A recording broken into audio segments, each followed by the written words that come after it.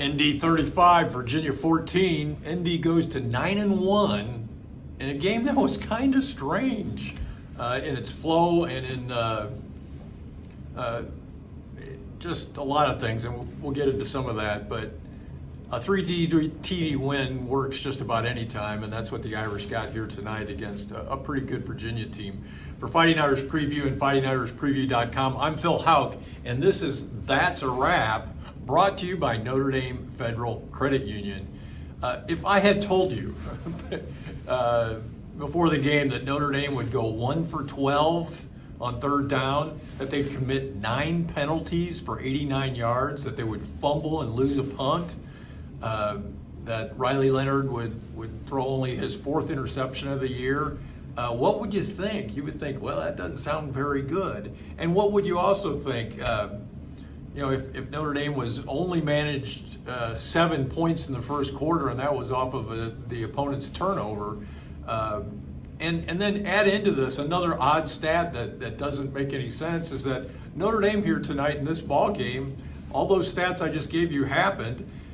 Time of possession, despite that 1 for 12 on third down, Notre Dame had a 10-minute advantage in time of possession. Just a lot of strangeness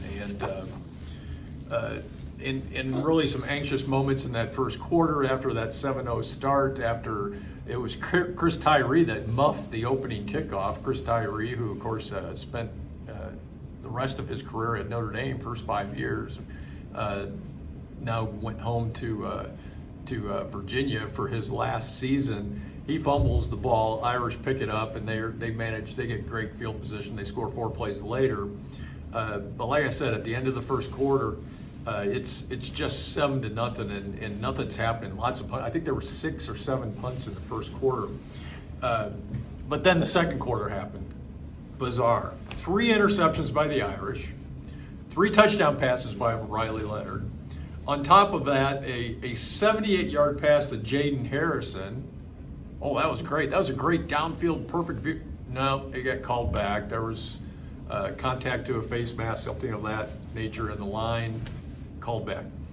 And a couple plays later, the Irish on 4th down, fairly deep in their own territory, the 27-yard line, they call like a kind of a quasi-fumble-rooski, wild fake punt play. Jordan Faison goes 73 yards to the end zone.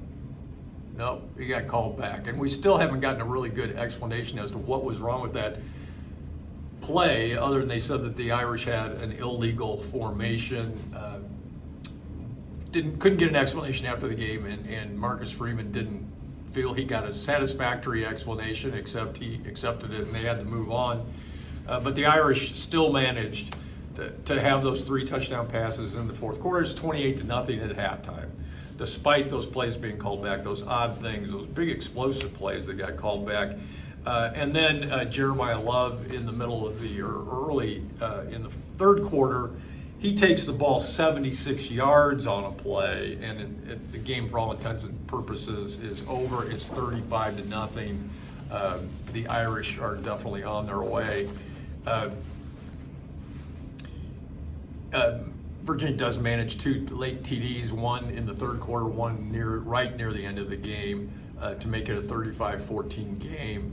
By the way, our prediction for this game was 35-10. Okay, we missed 4 points. We thought a field goal instead of a touchdown there, but that's not a bad prediction. Some key stats for the Irish in this big victory. Riley Leonard, 22 for 33, 214 yards, 2 touchdowns. He did throw the 1 interception. I think that's the most passes he's thrown on the season. I'll have to confirm that, but 33 passes. It seemed like the Irish actually in that second half were actually trying, more than anything, may have been just trying to force the pass and really get that passing game going. Jeremiah Love, a big day. Of course, he had the big touchdown run. 16 carries, 137 yards, 2 touchdowns. Jeremiah Love now has 12 touchdowns on the season. That's a big number. But even more interesting than that is he has scored a touchdown in every single game. He's had 2 games where he had 2 touchdowns each, including the one today, and then 1 in each of the other games. J-Love just having a great season. Notre Dame totaled 448 yards. That's pretty good on offense to Virginia's 300 yards. So both sides of the ball, the Irish played well. Jack Kaiser, who played his record-setting 63rd game here tonight, 3 tackles, and one sack and 1 pass breakup. So the senior linebacker playing possibly his last game in Notre Dame Stadium, just been a great representative of the program. Paid tribute to his teams, and T says this isn't a we thing, this is a me thing. In the post-game press conferences, Jack Kaiser from right down the road in Royal Center, Indiana, as they say, a one-stoplight town. A great career here at Notre Dame Stadium, and he's got some more games to go. Don't worry about that. Well, it was interesting. He was a high school quarterback along with playing linebacker. He was on that fake punt. He was the trigger man that had to pull that off and do kind of a reverse pivot to get the ball to Jordan Faison on kind of the fake snap and all that good stuff. That unfortunately got called back, but he looked very comfortable making that reverse blind pivot, as he talked about in the post game. So the Irish go to 9-1 Shamrock Series away in New York City next week against Army. Army's 9-0. So that's going to be a real interesting one. It's going to be a night game in Yankee Stadium. And so long as the Irish win out, of course it's Army next week, and then they finish the season at USC, they're in the CFP. That's almost a guarantee. That's about as much of a guarantee as you'll ever get.